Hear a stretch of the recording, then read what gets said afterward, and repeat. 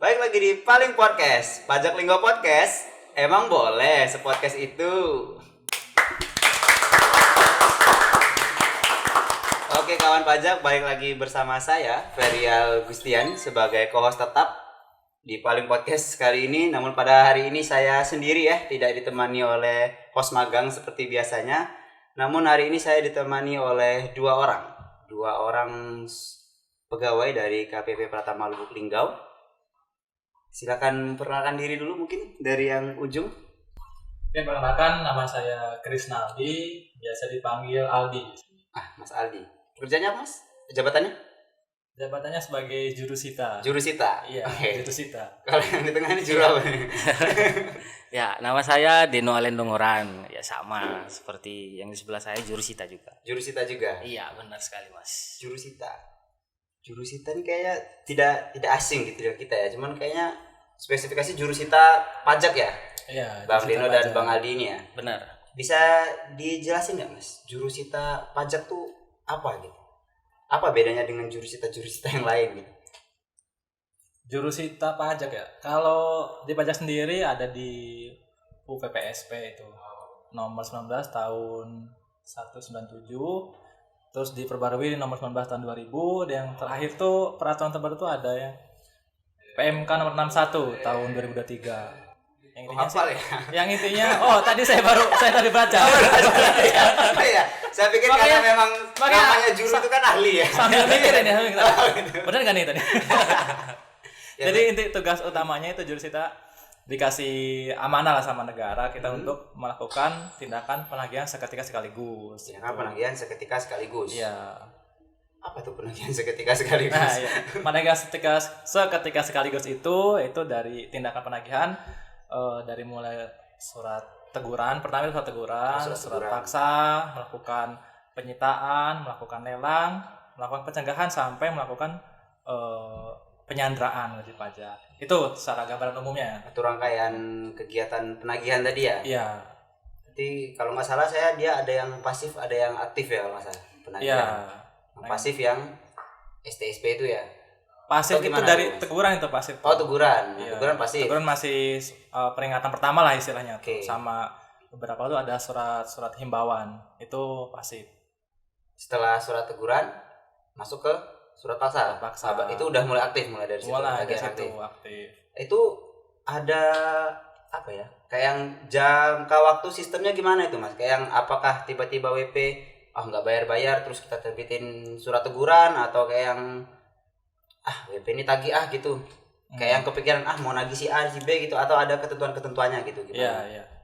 Mungkin Mas Deno mau Iya, Mas menambahkan. Deno. Bisa diulang Mas pertanyaannya, Mas?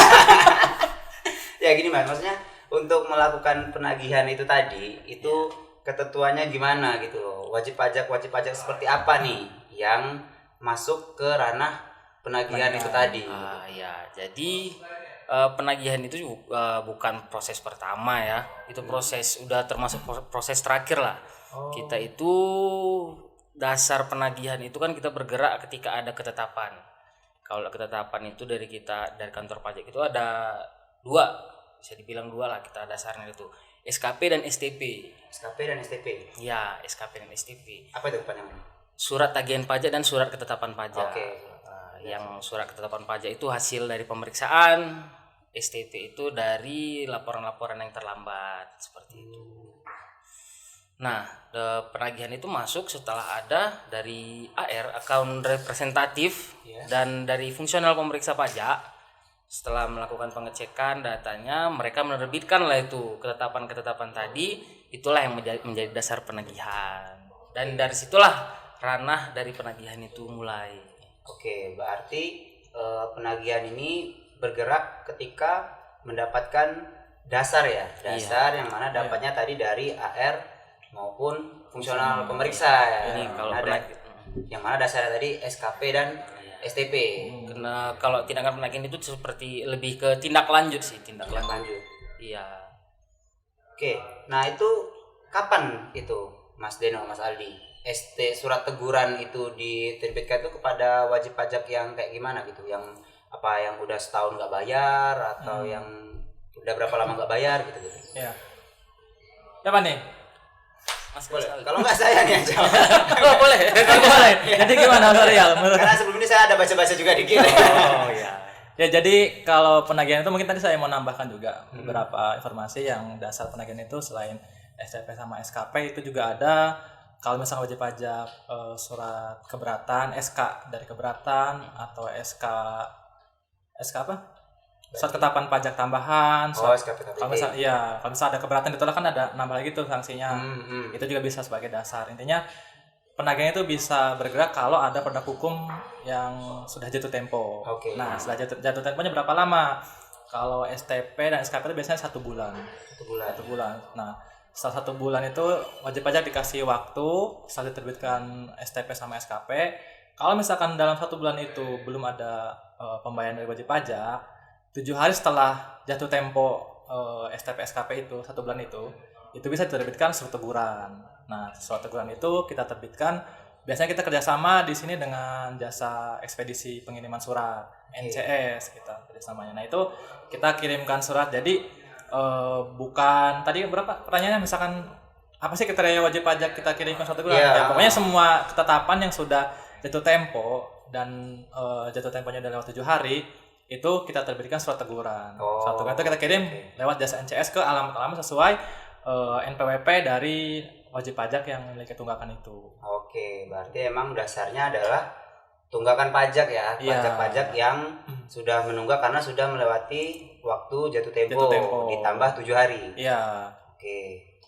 Baru nanti mulai surat teguran. Nah, misalnya Mas udah dikasih surat teguran masih belum ditindaklanjut juga nih sama wajib pajaknya, atau mungkin pernah nggak ada kasus surat teguran nggak nyampe gitu, kayak yang ketika WP ditanya saya nggak pernah nerima surat teguran gitu. Nah itu gimana tuh tindak lanjutnya? Ya kalau ini ya terkait di teknis di lapangan, memang ada juga beberapa yang wajib pajak itu biasanya mungkin karena alamatnya kurang jelas seperti itu, atau ada beberapa teknis dari jasa pengiriman juga sehingga sangat tidak nyampe. Itu kami tetap menindaklanjuti sesuai kita tanggal kirim. Kalau misalnya udah dari teguran itu kan di jatuh temponya 21 hari. Setelah 21 hari wajib pajak tidak ada juga etikat baik untuk membayar utang pajaknya, itu diterbitkan surat paksa. Nah, kalau surat paksa itu kami jurusita harus mengantarkan langsung ke alamat. Gitu. Kalau surat paksa langsung ya. Oleh jurusita. Jurusitanya mengantar langsung. Oke, berarti setelah 7 hari ya dari jatuh tempo sudah lebih 7 hari jurusita menerbitkan surat teguran. Ya. Yang mana surat teguran ini disampaikan ke wajib pajak melalui ya bisa via jasa ekspedisi lah gitu ya. Yang mana standarnya adalah sesuai dengan tanggal pengiriman. Iya, setelah pengiriman jatuh temponya 21 hari setelah, baru dihitung lagi 21 hari. Iya. 21 hari sejak surat teguran diterbitkan dan masih belum ada tindakan juga dari wajib pajak, belum ada etikat baik lah ya untuk pembayaran gitu. Jurusita akan menerbitkan surat paksa. Nah, surat paksa nih apalagi ini surat paksa ini udah masuk yang aktif ya ini berarti ya. Mungkin Mas Neno jelasin selanjutnya surat paksa.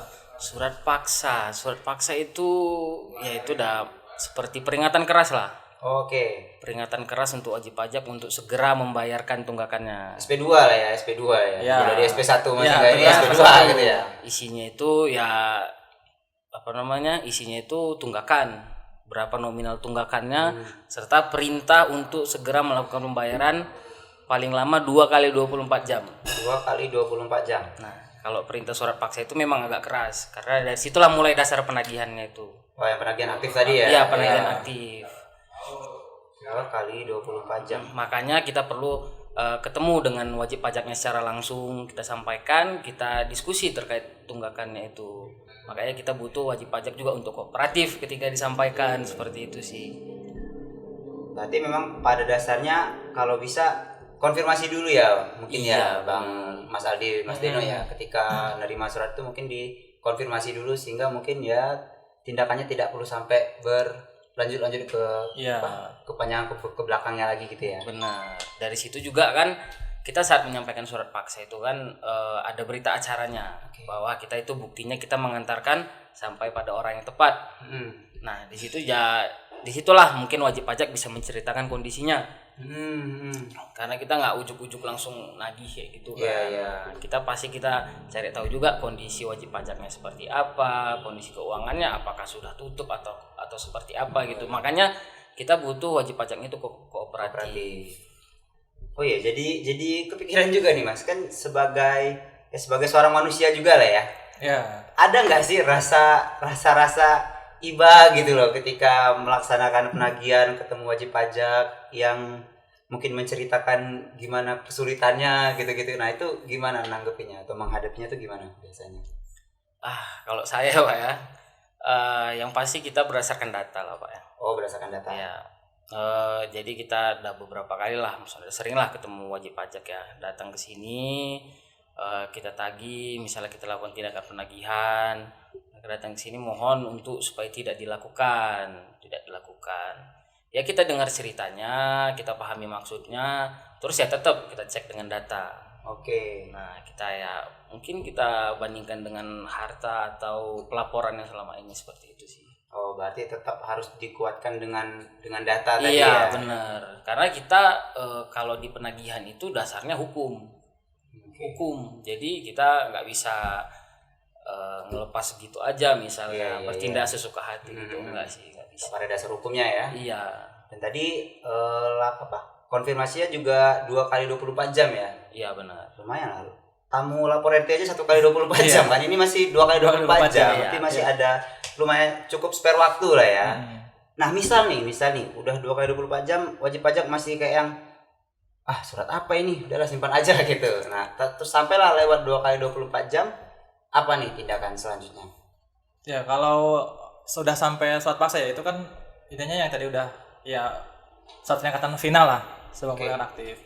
Nah, saran saya sih kalau untuk wajib-wajib pajak, kalau misalkan ada surat paksa atau apa, intinya kalau misalkan ada apapun itu dari surat cinta lah dari kantor pajak, surat cinta dari kantor pajak. Jangan jangan dihindari atau jangan dibiarkan nggak diurus. Kalau kayak gitu, kita semakin istilahnya kan kita bisa katakan tidak kooperatif ya.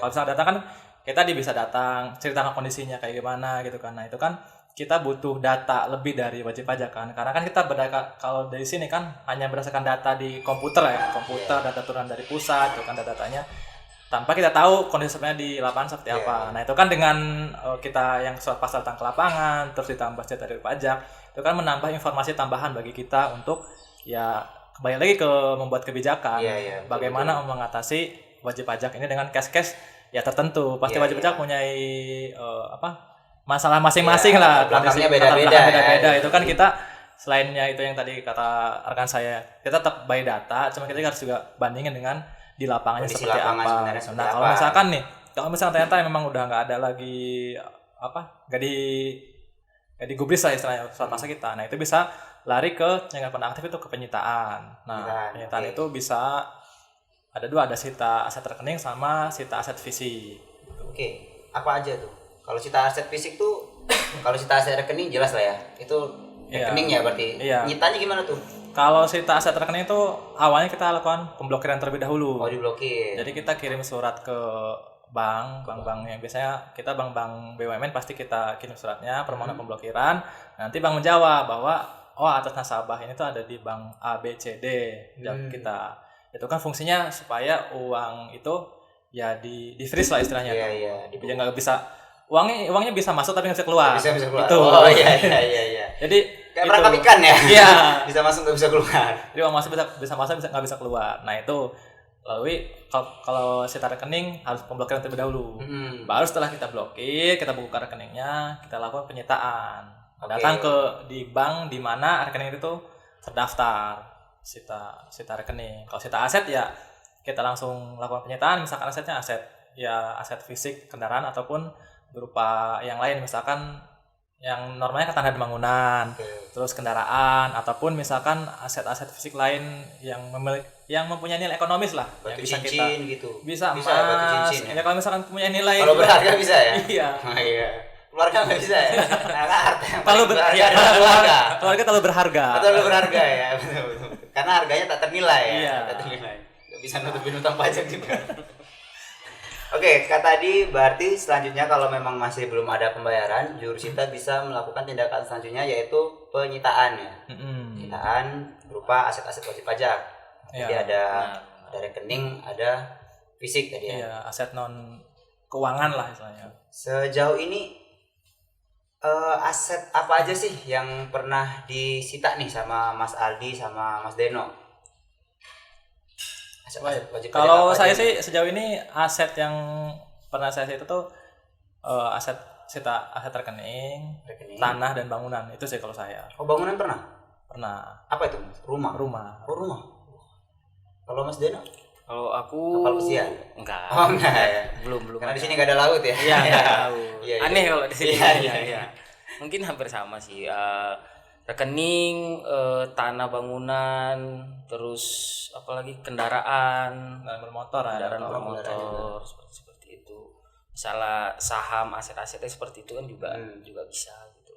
Nah, itu setelah sita nih Mas. Setelah sita apakah lantas utang pajak dari si wajib pajak ini langsung lunas gitu atau ada sistem ada tindak lanjut lagi nih setelah penyitaan?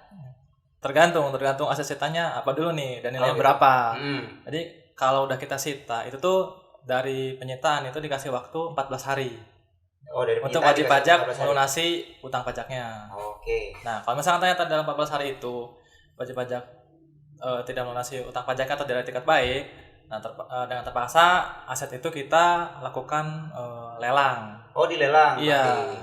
Kalau aset fisik tadi kayak seperti tanah dan bangunan, kendaraan bermotor, ataupun misalkan kendaraan fisik lainnya lah selain aset keuangan seperti saham, reksadana, terus ada rekening itu dikecualikan dari lelang. Jadi kita langsung pemindah bukuan namanya. Oh. Jadi kita ke oke. bank, setelah kita sita kita minta surat perintah pemindah bukuan.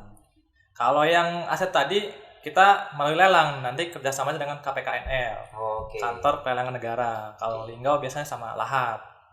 Itu yang kalau dia udah kayak uang gitu tadi nggak dilelang lagi ya? Iya, langsung di Masa uang dilelang ya? Iya. Siapa yang mau beli uang dengan harga yang lebih tinggi kan? uang Kecuali dibawa uang lama mungkin. Kalau uang lama bisa nggak itu, Mas Aldi? Misal uang nih, tapi uang lama gitu yang berharga lah gitu, yang kemungkinan ada yang mau nawar tinggi itu bisa dilelang gitu. Bisa. Bisa ya? Bisa. Cuma kayaknya kalau uang dikecualikan dari aset lelang deh. Jadi Gak tahu ya kan- saya peraturan terakhir ini lelang. Ya, Tapi secara yang peraturan jelas gitu ya? Iya, saya kurang tahu kalau detail aset-aset yang dapat lelang. Ya intinya lelang itu selama barang itu mempunyai nilai ekonomis itu bisa kita lakukan lelang maupun non lelang lah khususnya gitu. Oke. Nah, kalau yang uang bla bla bla gitu tadi itu kan udah jelas nih ya nominalnya nih, Mas Aldi, Mas Deno. Nah, kalau yang disita kayak tadi tuh tanah bangunan, kendaraan, nentuin nilainya ini gimana gitu? Apakah wajib pajak langsung merasa oh barang saya ini harganya segini, nilainya segini gitu? Atau dari pihak KPP sendiri yang menentukan angkanya berapa atau seperti apa? Untuk nentuin nilai barang yang disita ini tadi. Ya kalau itu di kita kan di seksi saya terutama ya P3 itu kan terdiri dari pemeriksaan, penilaian sama penagihan. Nah kita Oke. kan sekarang ini dari penagihan nih, sesi penagihan. Hmm. Nah ada lagi satu seksi penilaian. Nah itu biasa kita minta bantuan dari fungsional penilai untuk menilai aset tersebut. Nah itu kan nanti mereka survei ke lapangan, melakukan survei data pasar, terus juga mereka membandingkan data-data yang ada, terus harga pasar di sana misalkan perbandingan wilayah sana tuh perbandingan nilai asetnya tuh berapa. Jadi dari situlah di-adjust dapat nilai pasarnya berapa gitu. Jadi biasanya tadi pertama kita tanya dulu wajib pajak. Ini nilai asetnya kira-kira berapa? Misalkan wajib pajak menanyakan sekian nilainya. Nah, kita konfirmasi dengan kan nggak bisa biasa aja kan wajib pajak. Oh, nilai saya asetnya ini misalnya 1 M. Iya, padahal motor Vega ya. Motor Vega 1 M. 2009 lagi. Motor siapa tuh? Pajak mati. Nah itu jadi makanya kita minta bantuan minta bantuan tim fungsional penilai gitu. Oh, berarti di kantor pajak itu sendiri berarti punya fungsional penilai Iya, ya untuk nilai salah satunya mungkin nilai aset-aset wajib pajak yang disita tadi. Iya. Berarti angka penilaian oleh fungsional penilai tadi jadi standar buat dilelang tadi itu Iya, ya. jadi lelang pakai angka segitu. nilai pasar, nilai limit lah istilahnya kalau di lelang itu. Oke. Berarti setelah sita dilelang tak wek jual gitu kan. Nah, gimana kalau kasusnya setelah barang tadi dijual nih Mas, masih belum nutup nih utang pajaknya, masih ada. Karena kayak tadi tuh misal utang pajak 30 yang disita PGZR gitu kan. Iya. Ya walaupun dia bilang 1M ya kan kita nggak tahu lakunya berapa kan. Iya. Ternyata lakunya katakanlah 20 juta gitu. Berarti kan masih ada sisa 10 juta nih. Iya. Nah itu gimana tuh kekurangannya itu? Apakah kayak yang ya udahlah ikhlas gitu kan atau ada tindakan lagi nih setelah itu? Intinya kalau jurusita ini dikasih tugas untuk ya sampai utang itu lunas. Jadi kalau misalnya dari satu aset itu belum lunas, ya cari lagi aset yang lain. Baru kita mencari aset apa yang dimiliki wajib pajak yang bisa untuk membayar utang pajaknya. Atau misalkan wajib pajaknya, oke deh Pak, saya untuk sisanya, saya kan misalkan usahanya lagi Sulit ya? lagi sulit lah, lagi turun omsetnya, itu dia saya mau mengangsur sisanya, bisa. Intinya ya tetap harus dibayar, bukan berarti misalkan tadi utangnya misalnya udah disita asetnya, udah selesai utangnya, enggak, tergantung kan nilai asetnya berapa, apakah melebihi nilai utangnya atau di bawah. Kalau di bawah ya berarti sisanya harus dibayar. Berarti tetap harus dibayar. Kalau ya? lebih misalkan nih, kalau misalkan lebih lelangnya itu, misalkan utangnya katakanlah 1 juta, asetnya 1 miliar misalkan dilelang. PGZR tadi, Iya. ternyata beneran laku 1 miliar. 1 nih, miliar, ternyata laku ada yang beli kan? gitu.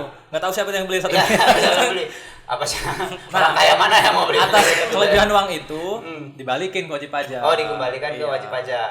Oh, untung dong dia ya? Iya. PGZR satu untung dong. Iya. Oh, berarti memang ada kemungkinan kurang maupun ada juga kemungkinan lebih. Kalau kurang ya dicari lagi. Iya. Kalau lebih ya dikembalikan ke Wajib pajak. wajib pajak. Nah, itu tadi kan sita-sita itu kan atas. Nah, yang barang yang bisa disita itu barang-barang yang atas kepemilikan wajib pajak aja kah? Atau kayak saya ini misal saya kan udah menikah nih misal dia punya istri. Nah, apakah aset-aset yang atas nama istri saya itu juga bisa disita atau memang cuma terbatas di aset-aset yang atas nama saya aja nih yang bisa disita? Nah, Oh ya, siap. Kita ngelihatnya itu kalau suami istri itu satu kesatuan. Oke. Suami istri anak. Suami istri anak. Ya, itu jadi ya kalau orang pribadi pasti sampai harta-harta pribadi gitu ya. Tuh, ini masalah ini ya. Siapa kepemilikan masalahnya ya. Nah, terus misalnya dia badan itu juga nggak sebatas badannya aja, sampai orang-orangnya juga, sampai anak istrinya juga.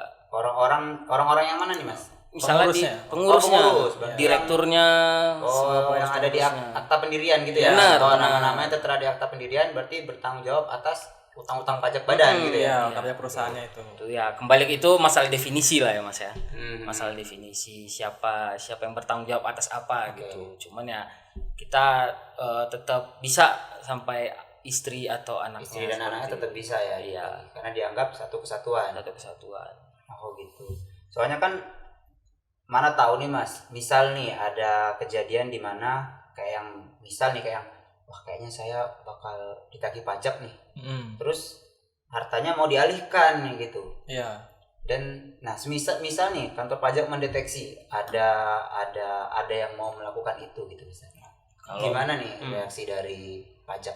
Kalau dari kantor pajak itu kita ada namanya sistem seketika dan sekaligus. Iya. Ya. Oh yang Mereka tadi sudah dibilang sekaligus Mas Aldi tadi di awal Iya, seketika sekaligus. jadi kalau kita ada indikasi wajib pajaknya mau membubarkan atau memindahkan kewajibannya itu, pasti kita punya hak gitu. Walaupun dia belum surat paksa, dia masih teguran gitu kan. Kita bisa melakukan semuanya, bisa sampai sandera langsung tanpa perlu mengikuti pola-pola rangkaian tadi itu ya. Iya, rangkaian harus yang bisa. tadi. STS, surat Di-cut teguran, gitu. surat paksa gitu, Iya. langsung cut aja gitu. Iya. Wah mau curang nih kurung gitu ya. Iya, Bisa benar. disandra gitu ya. Benar. Itu buat yang terindikasi mau melakukan kecurangan Kecurangan ya tadi lah, ya, seperti ya, itu. mau menghindari tadi ya. Benar. Makanya itu dikasih apa? Sebuah alat lah untuk kita melakukan penagihan sekaligus. Kalau misalkan ada perusahaan yang tiba-tiba wah ini biar nggak ditagih pajak atau utang lain, dia ngajuin pilot misalkan nih, kalau perusahaan misalkan pilot itu. Nah sebelum itu kita bisa ngajuin itu penagihan sekaligus supaya negara itu bisa mendapatkan haknya ya untuk menagih utang pajaknya itu masuk. Oke. Gitu. Nah terus yang tadi terkait pengurus itu kan kalau yang orang pribadi ya semua sampai aset pribadinya, anak, istri, kalau perusahaan kan ada dua, ada perusahaan komanditer sama PT perusahaan terbuka. Nah kalau yang CV ini biasanya kan itu sama kayak OP, kewajibannya tuh sampai ke aset pribadinya. Tapi kalau misalkan perusahaan itu direktur, komisaris itu bisa sampai ke aset pribadi juga. Tapi kalau misalkan ada kan istilahnya pemegang saham. Nah pemegang saham itu hanya sebatas persentase saham kepemilikannya di perusahaan itu berapa. Jadi utang misalkan dia punya kepemilikan 15% sahamnya di perusahaan A. Misalnya kita sampai tagih ke pemilik saham itu. Nah, kewajiban dia hanya 15%. Dari utang pajaknya. Dari utang pajaknya itu. Nah, itu nanti kita sekuen dari perusahaan dulu, habis perusahaan misalkan. Pertama kita harus nyari perusahaan dulu. Iya. Karena kan emang yang punya utangnya perusahaannya nih.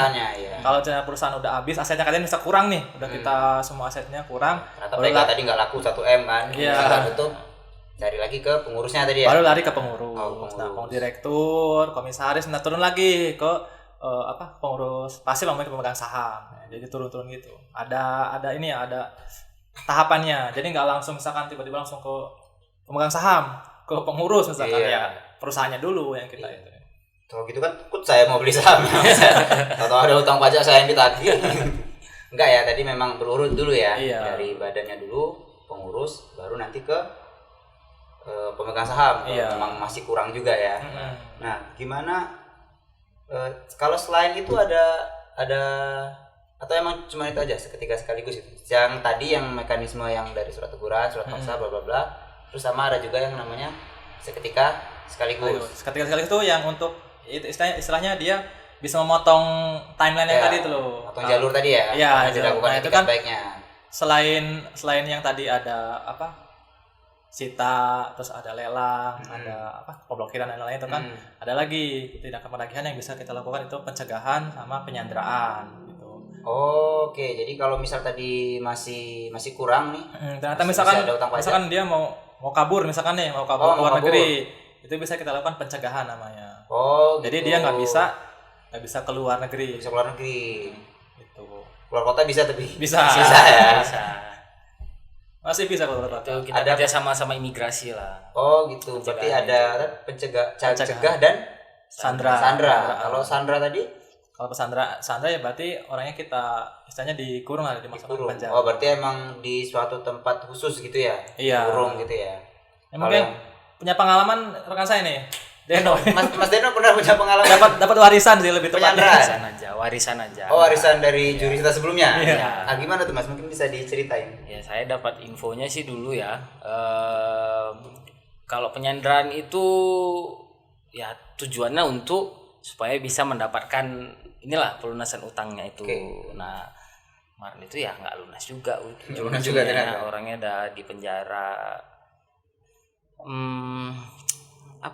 Kalau itu kita biasanya itu kerjasama sama kepolisian untuk melakukan penangkapan lah dibilangnya, cuman ya secara manusiawi lah. Kita kemarin itu di kantor ini kasusnya itu. Kita nggak usah disebut ya kantor mana. Oh iya. Tidak siap. Jangan ada disebut kantor mana. Tapi di sebuah tempat lah ya. Di sebuah tempat. Ya, kita undang wajib pajaknya untuk datang. Ya di situ kita undang kepolisian untuk sekalian datang, terus kita bacakan surat untuk penyanderaannya. Surat untuk penyanderaannya ya kita bacakan atas nama Tuhan Yang Maha Esa demi keadilan seperti itu. Oh iya. Nah, udah kita sandra, kita titipkan di lapas. Oh, bisa dititipkan di lapas. Iya. Ya, karena kantor pajak gak punya lapas. Iya, nggak mungkin kita kurung di sini kan? Gak mungkin kurung di WC kan? Iya, benar. Iya, emang anak kecil bikin kesalahan di WC. Berarti bisa dititipkan di lapas ya? Iya, kerjasama. Yang Sandra tadi. Iya. Kalau cegah dia sebenarnya masih bebas berkeliaran tapi di Indonesia. Iya. Gak bisa keluar negeri. Oke, gimana kalau kasusnya si yang punya utang pajak ini meninggal dunia nih Mas? Meninggal dunia tapi masih meninggalkan harta. Nah kalau misalkan meninggal dunia contohnya nih kan, nah itu kan lari ke ahli waris. Siapa ahli warisnya itu kan nanti. Nah sebelum asetnya dibagikan itu, kalau misalkan kita dapat aset yang sebelum dibagikan, berarti aset itu kita gunakan untuk melunasi utang pajaknya dulu. Karena kalau yang meninggal harus utang piutang dibayar dulu kan. Betul. dihisabnya enggak Iya, ini biar lah, tenang biar ya, tenang, biar gitu. tenang. Jadi utang pajak diselesaikan dulu, utang banyak termasuk utang pajak atau utang ke misalkan orang pribadi dan lain-lain gitu kan, rekan-rekan. Itu diselesaikan dulu. Pokoknya intinya kalau ada utang pajak itu ya diselesaikan. Tapi ternyata misalkan atas seluruh asetnya, aset apa warisan dan lainnya udah kita ambil semua tapi ternyata tidak lunas, itu ada mungkin ke apa Mas Nuno? Penghapusan mungkin ya. Kalau detailnya mungkin saya belum pernah sampai ke belum pernah dapat kasus yang iya. Tapi kalau misalkan yang tadi dia meninggal, nah itu aset warisannya itu yang bisa kita lakukan penyitaan. Kalau misalnya udah dibagi ke ahli waris, ya ke ahli warisnya itu nanti kita berarti kejarnya. si ahli warisnya tetap bisa ditagih ya, Iya, atas harta yang diwariskan tadi. Iya. Oke. Nah, setelah rangkaian ini tadi ada nggak pengalaman nih mungkin yang Mas Ali dan Mas Deno ngerasa kayaknya wajib pajak ini sedang mencoba menghindari kami deh gitu. Nah, ada nggak tips-tips Mas Ali dan Mas Deno untuk menghadapi hal-hal seperti itu gitu? Gimana deh? Silakan Mas. Enggak, kalau misalkan wajib pajak ada indikasi itu ya, misalkan intinya menipu ya, kasar nggak menipu? Enggak ya? Kayak nggak menipu ya, masa wajib pajak menipu kayak. Iya nggak mungkin lah ya. Nggak mungkin lah. Ya misalnya Mungkin. ada nggak kooperatif lah misalnya wajib iya. pajaknya itu. Nah itu bisa ya kita kan kembali lagi ke kita lakukan profiling. Apakah wajib pajak ini misalkan ada etika tertentu atau tidak, terus misalkan aset-asetnya apa ada atau tidak, itu bisa kita kerjasama melalui ya misalkan ke akun representatif kan, dia kan lebih intens komunikasi dengan wajib pajak, menghimbau dan lain-lain itu kan kita bisa dapat cerita dari situ. Ataupun kalau misalkan ini kita bisa minta bantuan ke Kanwil melalui tim penyidik kan Intel ya. Ada kita juga punya tim Intelnya di Kanwil untuk minta bantuan. Misalkan nih kita kasusnya mau ngejar wajib pajak, kita nggak tahu nih posisinya di mana, hanya nama doang nggak tahu di mana, itu bisa kita minta bantuan ke Kanwil Intel itu, mereka untuk mencari di mana wajib pajaknya, asetnya apa aja, itulah yang bisa kita lakukan permintaan bantuan. Jadi sebenarnya pada intinya kayak yang diceritain Mas Aldi dan Mas Deno tadi, yang penting kooperatif dulu ya kayaknya. Iya, benar. Karena memang ya dengan kita kooperatif juga dari pihak kantor pajak juga bisa menentukan keputusan yang sebijak mungkin lah ya untuk wajib pajak ini. Karena kan memang kayak tadi dibilang ada sisi manusiawinya juga kan. Tetap kita mempertimbangkan gimana kondisi sesungguhnya dari si wajib pajak. Karena walaupun kita memang punya data ABC, tetap harus dibandingkan dengan kondisi yang di lapangan. Iya, kondisi di lapangan ya. Ya karena kan kebanyakan pajak ini kan historis ya, Mas. Jadi nggak misalkan ada kesalahan tahun ini di besar tahun ini. Misalkan bisa aja itu kejadiannya 3 tahun 4 tahun yang lalu, karena pajak kan 5 tahun daluarsanya. Oh, ada daluarsa? Ada. Oh, jadi setelah 5 tahun utang pajak itu tidak bisa ditagih lagi. Iya. Nah, tapi itu bisa kalau misalkan sampai diterbitkan surat paksa itu menambah lagi 5 tahun Nambah lagi. Oh, gitu. Jadi ya kan historis. Jadi misalkan bisa aja nih di wajib pajak tahun ini diperiksa, tapi atas kejadian suatu transaksi misal perusahaannya dulu tahun 2000, misalkan tanggal 2019 atau 2020 lah misalkan. Itu kan dulu memang mungkin 2020 lagi jaya-jayanya itu perusahaan, tapi pas 2023 dia kan misalkan udah bangkrut atau apa gitu kan. Nah, kita kan nggak bisa sesuai data yang ada ini. Misalkan asetnya kan emang udah nggak ada, udah entah kemana lah dipakai wajib pajak misalkan untuk motor usaha lagi atau untuk kegiatan konsumsi atau dan lainnya. Makanya aset tidak ada. Itu ya makanya kita lakukan, intinya kalau kami itu yang penting wajib pajak kooperatif, ceritain kondisinya kayak gimana. Kalau misalkan ada yang bisa kita kasih bantu solusi, pasti kita kasih solusinya. Ada apa? Karena wajib pajak bisa ada ada satu hak wajib pajak itu bisa mengajukan keberatan sama non keberatan. Itu pasal 36 ayat 1A sama 1B ya. Itu yang pertama tuh kalau non keberatan wajib pajak bisa mengajukan permohonan penghapusan sanksi. Kalau misalkan ternyata kalau sanksi kan istilahnya tuh karena kelalaian misalkan lupa lapor, telat lapor, Yang STP STP tadi ya? itu. Oke. Itu misalkan nih SPT tahunan misalkan ternyata kelewat nih karena lupa kealfaan gitu kan. Nah, itu bisa mengajukan penghapusan sanksi. Jadi sanksinya saja yang dihapus atau SKP juga bisa penghapusan sanksi, tapi sanksinya saja pokoknya harus dibayar dulu. Iya. Itu. Yang kedua itu kalau misalnya ternyata wajib pajak ternyata data yang misalnya hasil pemeriksaan nih wajib pajak nggak puas nih. Saya punya data lebih valid lah intinya daripada yang dipunya oleh kantor pajak, itu bisa ngajuin keberatan wajib pajak. Jadi wajib pajak men-challenge ya. Men-challenge atas SKP yang sudah diterbitkan. Nah, kalau misalkan ternyata wajib pajak punya bukti-bukti yang memang lebih kuat dan menang, itu bisa dikabulkan keberatan, misalkan dihapuskan seluruhnya atau dikabulkan sebagian. Jadi utangnya bisa berkurang. Itulah hak-hak yang dapat dilakukan oleh wajib pajak. Oke, berarti dalam hal ini wajib pajak juga punya hak lah ya untuk melakukan penghapusan tadi, asal memang punya data-data yang valid ya, yang bisa menguatkan statement dari wajib pajak itu sendiri. Dan pada intinya sebenarnya kalau ngomongin rangkaian penagihan ini tadi, Mas, kalau dari cerita Mas Ali dan Mas Deno, berarti yang paling penting wajib pajak itu kooperatif ya. Iya, kooperatif. Karena makin dia lari, makin kita kejar nih. Iya, betul. Karena kita kan nggak tahu nih. Apa nih makin takutnya kan kita bisa aja ya seuzon misalkan ini mau kabur atau apa, padahal dia karena ketakutan atau apa. Sebenarnya kalau datang ke kantor pajak malah ya kita dijelasin masalahnya atau mungkin ada solusi ya kita jelasin juga. Jadi lebih baik datang aja ke kantor untuk konsultasi itu. Oke, jadi itu ya teman-teman ya, kalau ngomongin terkait penagihan memang yang paling penting itu kooperatif. Iya. Karena sebuah band pernah bilang semakin ku kejar semakin kau jauh ya. Semakin kau jauh semakin ku kejar. Iya, Ya. Kalau kantor pajak semakin kau jauh semakin ku kejar. Iya. Jadi buat teman-teman kawan pajak, kalau konteksnya udah di penagihan pajak, kooperatif aja. Karena dengan kooperatif justru itu akan memudahkan baik dari sisi wajib pajaknya maupun dari sisi kantor pajaknya itu sendiri. Oke, mungkin itu dulu ya. Tapi saya mau nambahin yang paling penting tuh kalau bisa jangan sampai ketemu kita. Oh iya. Jangan sampai ketemu jurusita. Lebih baik kooperatifnya dari awal. Kalau misalkan ada akun representatif, misalkan himbauan, SP2DK misalkan ada SP2DK, ada surat cinta lah datang minta data, keterangan gitu kan. Itu datang jelasin ke AR-nya atau misalkan pas diperiksa sama fungsional ya datang bawa bukti-buktinya yang kuat itu supaya ya ketetapannya itu misalkan kalaupun tetap keluar nilainya nggak besar gitu, bisa kecil itu karena kan wajib pajak itu yang punya usaha, dia yang tahu sendiri kan kondisi usahanya di mana gitu.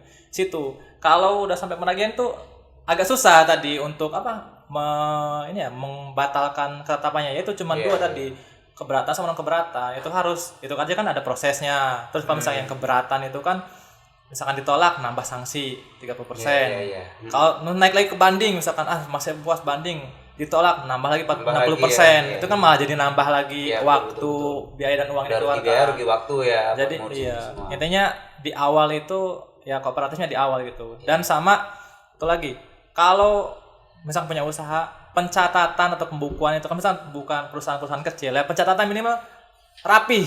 Jadi kalau misalkan ditanya data sama AR atau ditanya sama fungsional, bisa membuktikan ini loh data kita, ini loh bukti-buktinya gitu. Yang penting kalau kita kan yang penting tuh ada bukti sama data yang kuat gitu. Jadi kan bisa ya cross check lah ininya. Tapi kalau misalkan ternyata wajib pajaknya nggak punya bukti-bukti yang kuat, sedangkan kita juga punya data nih, terus wajib pajak nggak bisa membuktikan, ya berarti ya kita pakai yang data dari pajak ini. Itu pesannya dari kami berdua. Pokoknya jangan sampai ketemu jurusita. Jangan sampai ketemu jurusita ya. Kalau bisa cukup di AR maupun AR lah ya. Kalau bisa cukup di AR aja.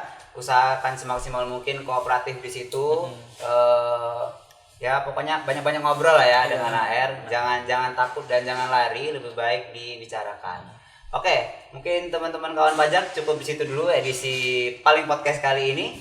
Paling Podcast, Pajak Linggo Podcast. Emang boleh, podcast itu. Apa ya?